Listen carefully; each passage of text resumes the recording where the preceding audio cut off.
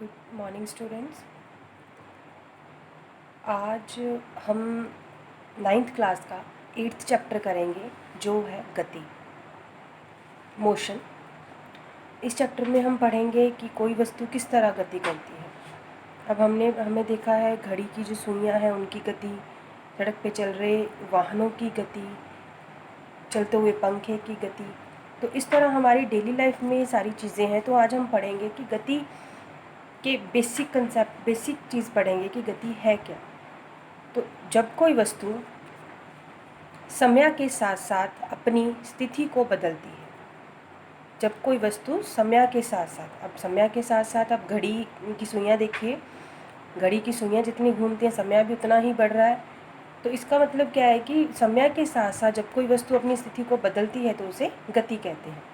उदाहरण जैसे आप देखिए, पक्षी उड़ते हैं तो वो जितना आगे निकलते हैं तो समय के साथ साथ क्या होता है, समय भी बढ़ रहा है और वस्तु अपनी स्थिति को भी बदल रही है। मछलियाँ तैरती हैं और घड़ी की सुइयाँ।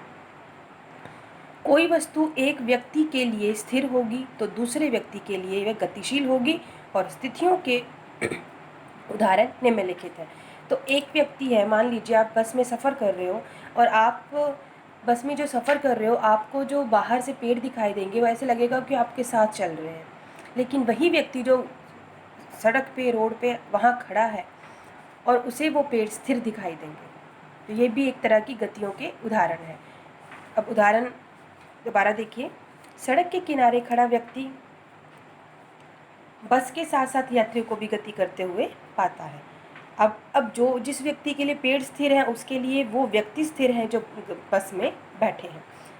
आगे आप पढ़ेंगे निर्देश बिंदु और मूल बिंदु। उदाहरण, माना कि आपके घर से स्कूल 2 किलोमीटर उत्तर दिशा में है। हमने मान लिया कि आपका जो घर है वो स्कूल से 2 किलोमीटर उत्तर की दिशा में है। तो आपका घर, जिसको हमने एक मेन पॉइंट लिया है जहाँ से हमने शुरुआत की है, तो इसको स्थिति बताने का निर्देश बिंदु है। निर्देश बिंदु मतलब हम कह सकते हैं कि हमने एक तरह का एक साइन दे दिया कि यहाँ से लेकर, मान लीजिए ए पॉइंट से लेकर उस बी पॉइंट तक 2 किलोमीटर है, तो ए पे आपका जो घर है वो एक निर्देश बिंदु माना जाएगा। इसीलिए किसी वस्तु की स्थिति बताने के लिए आपको जिस निर्देश बिंदु की आवश्यकता होती है उसे मूल बिंदु कहा जाता है। गति के प्रकार, सरल रेखीय गति। सरल रेखीय गति, माना कोई वस्तु सरल रेखीय पथ पर गतिमान है। अब सरल रेखा पथ हम देख लेते हैं। जैसे कोई भी बॉल है वो बिंदु ओ पर बैठी है, हमने उसको थोड़ा सा आगे पुश किया तो बिंदु ए पे आके रुकी, फिर बिंदु बी, फिर बिंदु सी। तो इस तरह ये जो बिंदु बताए गए यहाँ पे वो रुक रही है, वो स्टॉप हो रही है। तो हमारा जो प्रारंभ बिंदु है वो कौन सा है, जहाँ से उस चीज़ को हमने शुरू किया है, और बाकी वो वस्तु कहाँ कहाँ जाकर रुक रही है वो उसकी स्थितियाँ हुई। तो पहले कोई वस्तु बिंदु ओ से शुरू होकर बिंदु ए, फिर बी और फिर सी तक पहुँचती है तो इस वस्तु द्वारा की गई कुल दूरी को उसकी दूरी कहा जाएगा। जैसे देखिए, ओ पर थी, ओ से ए, ए से सी, तो ओ से सी तक गई है, तो बीच में जो ये माइलस्टोन्स आए हैं ये सारे उसकी कुल दूरी को बताएंगे। आगे हम पढ़ेंगे विस्थापन, स्थिति में बदलाव। अब जैसे हमने अभी बात की, जो बॉल है वो ओ बिंदु से सी तक जा रही है, तो अगर वो सी से वापस आएगी तो इसका भी एक कंसेप्ट होगा। तो वस्तु की अंतिम और प्रारंभिक स्थिति के बीच की न्यूनतम दूरी। अब ओ से ए, या अब यहाँ एग्जाम्पल अदर देखिए, ए पॉइंट से लेकर बी पॉइंट, ये वस्तु का प्रारंभिक बिंदु है, ये वस्तु का अंतिम बिंदु। मतलब एक वस्तु यहाँ से चली और यहाँ आके रुक गई, इन दोनों के बीच की जो कम से कम दूरी है उसको विस्थापन कहा जाएगा।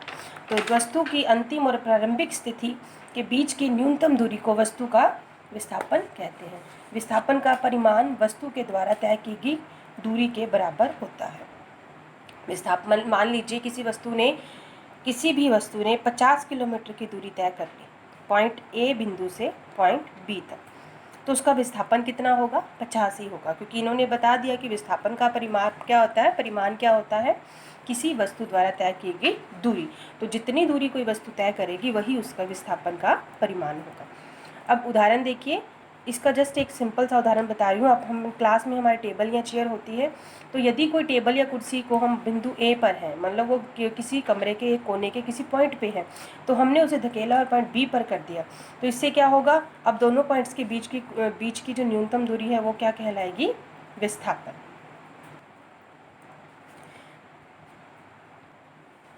तो टेबल ए से बिंदु बी पर आ गया है, तो उस स्थिति में जो बदलाव हुआ उसको विस्थापन कहा गया। मतलब जो बदलाव तो हुआ, साथ साथ में उसने अपनी स्थिति भी बदल ली। तो इस जितना भी हमने आज ये बेसिक कंसेप्ट पढ़ा है गति के बारे में, उससे कुछ क्वेश्चंस बाहर निकल कर आ रहे हैं कि जिसका आंसर्स आपको रिटन में देना है। पहला प्रश्न, गति किसे कहते हैं? ये हमने जो फर्स्ट पढ़ा है वही है। किसी वस्तु को कब कहा जाएगा कि वह गति कर रही है? कब कहा जाएगा? जब कोई वस्तु अपने एक स्थान से दूसरे स्थान तक जाएगी। और निर्देश बिंदु क्या है? निर्देश बिंदु अभी हमने पढ़ा, जैसे हमने कहा कि आपका जो घर है वो स्कूल से जितनी दूरी है, तो घर क्या है? एक निर्देश बिंदु। सरल रेखा गति का उदाहरण, जो सीधी रेखा में चीज़ें गति करती हैं वो सरल रेखा कहलाती हैं। विस्थापन किसे कहते हैं और उदाहरण सहित वर्णन कीजिए। जो अभी हमने जस्ट एक उदाहरण पढ़ा है टेबल या चेयर वाला, तो इसे विस्थापन। आपने इनकी प्रॉपर डेफिनेशन लिखकर और समझनी है और याद करनी है। धन्यवाद।